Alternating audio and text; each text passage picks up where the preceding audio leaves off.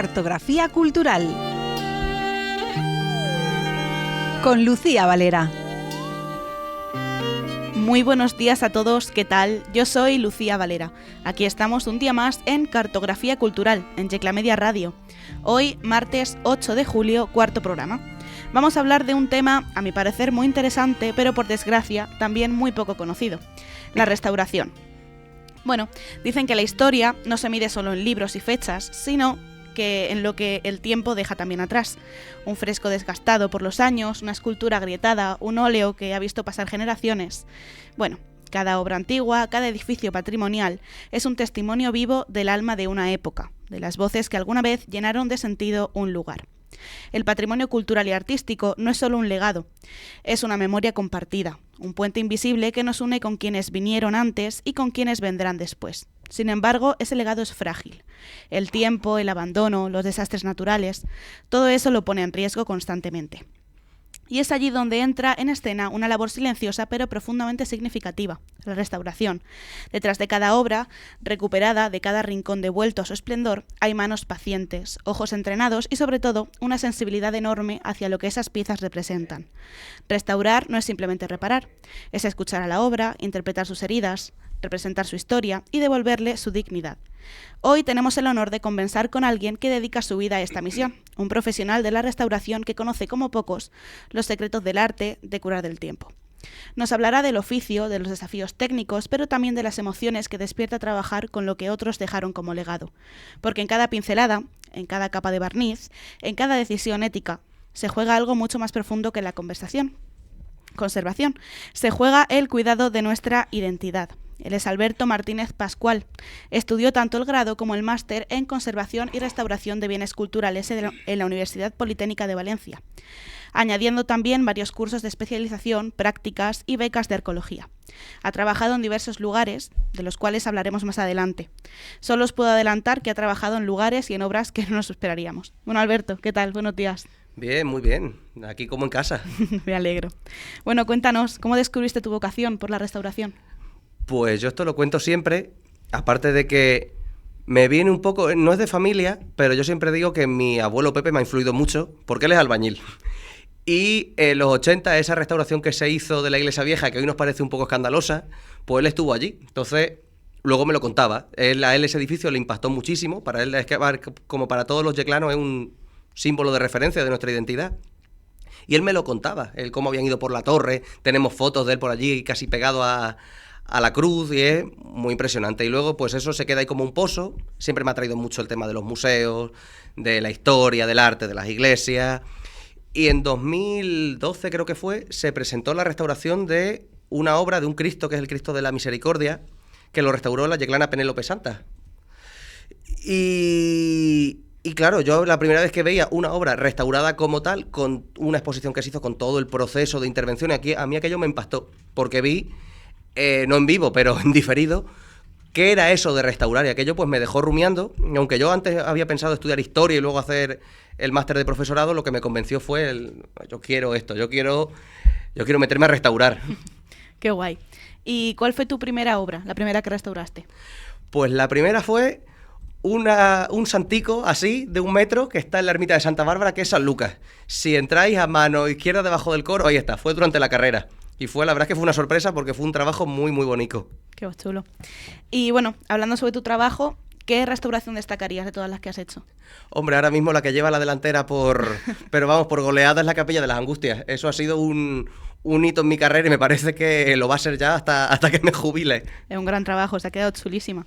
Bueno, me consta también que has restaurado la colección de banderas de la Asociación de Mayordomos también. ¿Puede ser? Sí, llevamos 2 restauradas. Una también fue fue mi trabajo final de máster, de hecho. Y ahí pues llevamos ya una hoja de ruta. Ya se ha restaurado una segunda, ahora mismo se está restaurando una tercera. Y ya, bueno, conforme nos vamos acercando al presente, tenemos que tener en cuenta que es una colección que empieza a finales del 19, pues conforme nos vamos acercando al presente van estando en mejores condiciones, pero la idea es, pues poco a poco ir restaurando las que están muy mal y haciéndoles un mantenimiento pues a las que ya están en mejor estado. Y por ahora pues me parece lo mismo, un proyecto a muy largo plazo, pero muy, muy gratificante también. Y bueno, todos los proyectos de restauración tienen, supongo, corrígeme si no es así, como un guión, ¿no? Supongo. ¿Cuál es el proceso a seguir? Nada más empezar a restaurar una obra, ¿qué es lo primero que haces? Pues a ver, esto no es un ABC. Yo siempre digo, además nos dicen que somos los cirujanos del arte, que es un poco pretencioso, pero siempre lo comparo con la medicina. Incluso a dos enfermos de la misma dolencia, a veces no les sienta bien el mismo medicamento, el mismo tratamiento. Pues esto igual, cada obra es un mundo. Entonces sí, hay una serie de pautas y lo primero y principal es hacer un estudio técnico de cómo está la obra. Para eso hay toda una serie de procesos, desde lámparas ultravioleta, que es lo que digo yo, la luz mágica del CSI, que haces así y ves las ralas de sangre al que han matado. Pues eso, radiografía, estratigrafía, claro, eso también varía mucho, depende del presupuesto del que se disponga.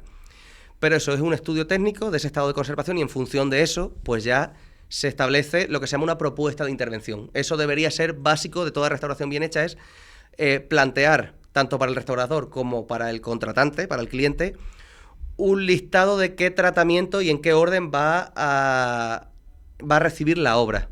Y a partir de allá pues se trabaja, siempre hay alguna sorpresa, siempre se intenta uno ajustar unos plazos, porque al final yo en mi caso soy autónomo y día que me cedo, día que no como, pero más o menos esos son los planteamientos básicos.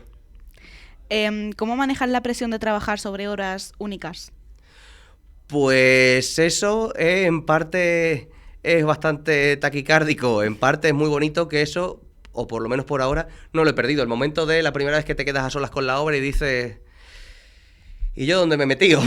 ¿Por dónde le meto mano a esto? Pero siempre al final, si sigues las pautas que tú mismo te has marcado previamente, si tienes confianza en que tú ya has hecho tu trabajo previo de estudio, pues al final el resultado va saliendo como tiene que salir y a ver, también es un bagaje, pues al final siempre, aunque haya cualquier circunstancia adversa, cualquier imprevisto, pues ya tienes formación para solventarlo. O una red de apoyo, porque al final es lo bonito, somos una profesión que debe ser muy multidisciplinar y muy abierta. Al final lo que no sepas tú, pues en un momento de urgencia tener, otros compañeros de profesión a los que les puedas preguntar si has trabajado con obras similares si le ha surgido el mismo imprevisto que a ti. Claro. ¿Hay alguna obra que tú digas, yo quiero llegar a restaurar esta obra en concreto? Pues siempre hay algunas. Yo ya digo que con la Capilla de las Angustias yo quiero culminar. Se quedó el retablo sin intervenir, pues se planificó como para otra fase. Está ya proyectado y presupuestado. A mí me gustaría mucho volverme a meter en los andamios allí en la capilla. Y ya, pues como guinda del pastel, restaurar a la propia imagen de la Virgen de las Angustias sería ya el decir, mira, es que, sin ser mía, pero la capilla como que el que dice, es mía, ya he tocado todo lo que se podía tocar. Eso la verdad es que me haría muchísima ilusión. Qué guay. Bueno, he estado investigando un poquito y me consta que hay varias técnicas bastante raritas, la verdad, a mi parecer, para tratar ciertas obras, como por ejemplo he visto por ahí una vejiga de cordero o algo así, ¿puede ser? Ah, sí, eso se usa más en creación que en restauración. Hombre, hasta hace no tanto, sobre todo en el caso de la imaginería devocional, las imágenes a las que se les sigue sacando en procesión, se les sigue rezando, todavía se hacían reintegraciones, sobre todo si se había perdido, por ejemplo, una mano, se le restituía completamente y se imitaba el sistema de policromía original.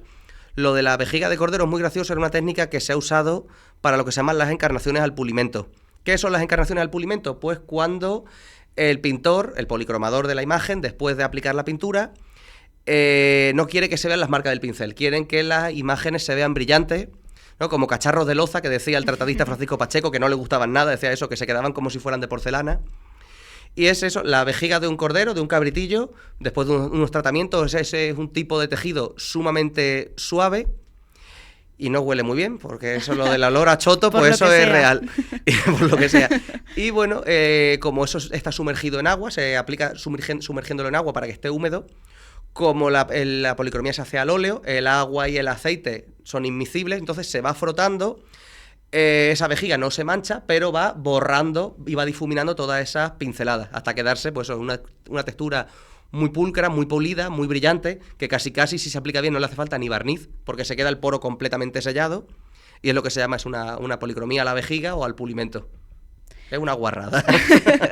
No lo quería decir yo, pero ¿hay alguna técnica así también curiosa que nos quieras contar? Técnica como tal, No sabría decirte, porque al final usamos materiales, intentamos que sean lo más parecidos a los originales. A la gente le llama mucho la atención lo que son los estudios previos, las analíticas. Les hace mucha gracia que una escultura, por ejemplo, se radiografíe. Una escultura o una pintura también, porque a veces tenemos que pensar que hay pinturas que el pintor, por norma general, antes de ponerse a dar brochazo, ha hecho un dibujo previo. Con una radiografía se puede llegar a ver ese trazo a lápiz o a carboncillo. En una escultura podemos ver si dentro hay clavos, cómo están ensamblados los listones de madera, si hay alguna sorpresa que a veces te encuentras alguna inscripción. Se le hacen endoscopias como a las personas. Si vemos que hay alguna oquedad en la obra, pues allá vamos con la camarica y echamos un vistazo. Lo de la luz ultravioleta, a la gente le hace muchísima gracia cuando llega a hacer la primera inspección y vas con la... además yo tengo una linternica así, pequeña, y llama mucho la atención porque... incluso un TAC. Podemos meter la imagen en un TAC y verla en todos sus detalles. Y llama mucho la atención que se hagan tratamientos que son pues de la medicina humana para las obras de arte. Y algo, yo creo que es lo más llamativo así de mi trabajo. Que, wow. En un TAC, un Cristo dentro de... Sí, las imágenes son buenísimas. Así tumbaico. Nos has dicho también que hay veces que te encuentras inscripciones dentro y esas cosas. ¿Alguna cosa así curiosa que te hayas encontrado dentro de algún sitio? Dentro como tal, eso es la lotería. Para un restaurador, eso ha pasado con obras de Salcillo, que Salcillo, para meter rellenos, él hacía mucho la técnica de las telas encoladas, que es para ahorrarse el tiempo de esculpir los paños, pues como las figuritas de Belén que vemos muchas veces, encolar un trapo, irlo modelando encima y así te ahorra, pues para rellenar y conseguir los volúmenes muchas veces apretaba bolas de papel y a veces pues te has encontrado un pedazo con su firma, de algún libro que tenía por casa y arrancado página, y eso es la lotería siempre para un restaurador, o cuando directamente han dejado una nota de yo fulano de tal, por encargo de menganito, en el año tal, hice. Eso yo todavía dentro de una escultura no lo he encontrado, pero sí que te encuentras, por ejemplo, el Cristo yacente de Ayora. Cuando lo puse sobre unos caballetes para intervenirlo, me encontré que en la parte de abajo, que estaba plana, pues habían firmado con lápiz. Rollo, que era un taller, Rabasa Rollo, era un taller de escultura de Valencia, y mira, pues algo que sabemos. Si tuvieras que ceñirte a una época en concreto para restaurar, ¿qué época escogerías? Pues es que a mí me gusta todo. Mi especialidad fue escultura y arqueología. Y he acabado interviniendo pintura mural, en retablo, y un poco de todo. Entonces, cualquier cosa me gusta. Si me mandan a un yacimiento arqueológico, lo disfruto. Si me mandan a restaurar unos murales, lo disfruto también. A mí, la verdad es que mi trabajo me apasiona. Eso es lo bonito, que cualquier cosa siempre me va a dejar con buen sabor de boca. Claro. Bueno, hay una frase también muy común que dice la belleza del deterioro, o lo de que con el tiempo todo mejora. ¿Qué piensas sobre eso? ¿Crees que hay veces que es mejor no intervenir y dejarlo como está? ¿O? A ver, son criterios y criterios.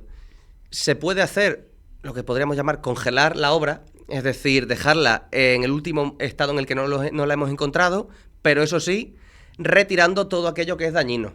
Y eso puede ir desde la suciedad que tiene encima, barnices, pero por lo menos si se está cayendo la pintura hay que fijarla. Si hay alguna zona que se ha perdido volumen y ha dejado la pieza inestable, hay que rellenar, aunque luego dejes a la vista que la obra tiene unos daños. Pero eso a mí, mira, me hace mucha gracia. Teníamos un profesor que era José Madrid, que era un showman, y nos hablaba de la pátina, porque eso ahora también se hace mucho, de la pátina de la antigüedad. Sí es cierto que muchos materiales, conforme envejecen, el óleo, por ejemplo, cuando envejece ya va cogiendo una coloración propia, ese aire antiguo que luce muy bien, pero luego esas esculturas, esas pinturas que están pardas, porque se han oscurecido los barnices, porque tienen suciedad, que no permiten ver la intención original del autor, y eso decía este profesor. La pátina, porque dicen que la pátina es ese sutil velo, que el tiempo con sus delicados pinceles... Mira, la pátina es mierda, roña, porquería, y nos impide ver la obra. Entonces, siempre hay que atender a un mínimo, que también las obras se hicieron con una finalidad, y aunque nunca se puede volver al punto exacto en el que el artista dio la última pincelada, yo creo que hay un mínimo que cumplir, que podamos disfrutar de una obra... pues al menos cercana a la intención con la que el autor la creó, porque si no, pues como si no la hubiera creado. Claro. Has nombrado también al principio la iglesia vieja. Ahora que hay más adelantos en cuanto a tecnologías, restauración y todo eso, ¿tú lo harías de otra manera ahora, la restauración que tiene? A ver, la iglesia vieja, y es una cosa que tenemos que tener en cuenta, está muy tocada. No digo que esté tocada de que la hemos manipulado mucho, sino que está muy afectada. Lo podemos querer ver más o menos, pero es un edificio que yo le he hecho que de 10 a 15 años podemos tener daños estructurales irreversibles. Tenemos que... no se hizo con una buena metodología para lo que es hoy. Pero lo cierto es que los muros con esos acoples de hormigón, con esos empastres, la verdad es que se ha convertido casi que en un búnker y estructuralmente la ha reforzado. Eso ha hecho que, por lo menos, mira, se restauró en los años 80, fue cuando estuvo mi abuelo, y no se ha vuelto a tocar hasta ahora. Pues bueno, han sido 50 años que por lo menos se ha mantenido por ciencia difusa, por obra y gracia del Espíritu Santo. Pero es cierto que a día de hoy se valoran otras pautas. Al final, la iglesia no es de piedra. Tiene muchos detalles de piedra, las esquinas, que son los refuerzos, pero los muros son de tapial. El tapial es tierra compactada, cal y arena, poco más. Eso, a día de hoy, se valora mucho el investigar sobre técnicas tradicionales y restituir aquellos muros y aquellos volúmenes perdidos, intentando, pues si acaso, reforzar un poco ese material original, pero no recurrir directamente a encajonarlo en bloques de hormigón, porque se pierde parte de, pues digamos, de la impronta original. De todas formas, es que es una intervención que se quedó a medias, eso lo ha contado mi abuelo 20 veces, que esos muros de hormigón tenían que llevar encima un recubrimiento para disimularlo y no se pudo. Pero cuando haya que meterle mano a la iglesia vieja, todo lo que está en mal estado debería hacerse pues con técnicas y materiales análogos al original siempre que se pueda, con todos los refuerzos que permita la tecnología actual. Y yo sigo pensando que habría que sentarse a pensar qué hacemos con el hormigón. Si en alguna zona es viable, retirarlo y consolidar los muros de otra manera. Porque aparte mi abuelo sigue diciendo que le extraña que ninguna de esas tortas se haya caído. Claro. ¿Una obra que te emocione cada vez que la ves? Pues mira, yendo de lo grande a lo pequeño, a mí una de mis obras favoritas es La fragua de Vulcano, de Velázquez. La fragua de Vulcano de Velázquez me encanta, La carga de los mamelucos de Goya me encanta. Nos vamos viniendo para acá, ¿qué te diría? Pues en Valencia es que es la joya, la gran joya desconocida. Yo como estudiaba allí y no hemos recorrido... Pues en el Museo de Bellas Artes hay verdaderas maravillas. Santo Juanes, San Nicolás, la catedral con esos ángeles músicos son indescriptibles. Y hombre, aquí en Yecla, pues lo mismo, la torre de la iglesia vieja, a mí desde la Molinta me quita el hipo. Cuando está atardeciendo, esa torre, despliega todo su potencial. Y la Virgen de las Angustias, volviendo a lo mismo, es una joyica que yo creo que muchas veces, ya de tantas veces que la hemos visto, no somos conscientes de la maravilla escultórica que tenemos. Vaya, y tanto. ¿Un artista del pasado con el que te gustaría haber trabajado? Pues que aquí ya puede uno dejar volar la imaginación y yo qué sé, pues claro, ¿qué podrías decir? Miguel Ángel, aunque dice que tiene un mal genio tremendo y encima no nos entenderíamos con el italiano. Siempre que restauras una obra, te quedas un poco con el intríngulis de haber visto en vivo y en directo cómo se hacía. Eso lo decía un restaurador de Murcia que Fernández Labaña, que es del Centro de Restauración y está, bueno, es un apasionado y un gran investigador de la obra de Salcillo, el privilegio que sería ver en vivo y en directo y haber conservado todo el proceso de cómo él creaba sus obras, eso sería un lujo. Ver cómo trabajaba Velázquez, que Velázquez, sobre todo por lo gracioso, que sería verlo porque es que era el cliché feísimo que tenemos a día de hoy de los andaluces que son vagos, sí. Pues Velázquez era sevillano. Y era una persona que le costaba. Entonces, ver la acumulación de cuadros a medio terminar, yo creo que sería también algo muy impresionante. Supongo. ¿Un olor característico que te recuerde al taller de restauración? La olor a disolvente. Mala esa. Tengo ahora, entregué hace poco una obra y tengo allí la ventana abierta las 8, 10, 12 horas que pueda pasarme allí y sigo oliendo a disolventes y a pigmento, a esa barniza, que aquello no se va. Y da colocón. Y ya por último, un consejo que le darías a las personas que estén pensando en dedicarse a esto o incluso que ya estén estudiando la carrera. Pues que esto es una carrera de fondo, que se armen de paciencia, que en la carrera les van a decir muchas veces, porque son ya muchas veces profesores que han salido directamente de la carrera a doctorado y a su puesto de trabajo, de cuando trabajáis para una institución, muchas veces no vais a conseguir trabajar de una institución, pero de autónomo, con esfuerzo y sin tener vergüenza de ir a pedir trabajo, de dejar currículum, de darte a conocer, al final a trancas y barrancas se puede. Yo llevo 4 años pudiendo y parece que no se acaba esto, o sea que paciencia y sin miedo. Estupendo. Bueno, y siempre en este tipo de entrevistas siempre dejo que el que viene a ser entrevistado me haga una pregunta, pues si me quieres hacer alguna. Sí, claro. Pues mira, a ver, por ejemplo, aquí de nuestro entorno, ¿qué monumento, obra, espacio que tú consideres que está así más o menos en mal estado te gustaría que se recuperara? No es que esté, no considero que esté en mal estado, pero tengo entendido que no está acabada del todo en varias partes de la Purísima. Y me gustaría verla terminada así 100% y verla en todo su esplendor. Hombre, ahí también es un monumento al que hay que meterle mano algún día, que eso también es otro jardín. Y pues eso, esa sería el monumento que yo, me haré ilusión verla acabada algún día. Y bueno, pues muchas gracias por venir, Alberto. Nada, vosotros por invitarme siempre. Y bueno, nosotros nos vemos el martes que viene aquí en Yecla Media Radio. Hasta luego.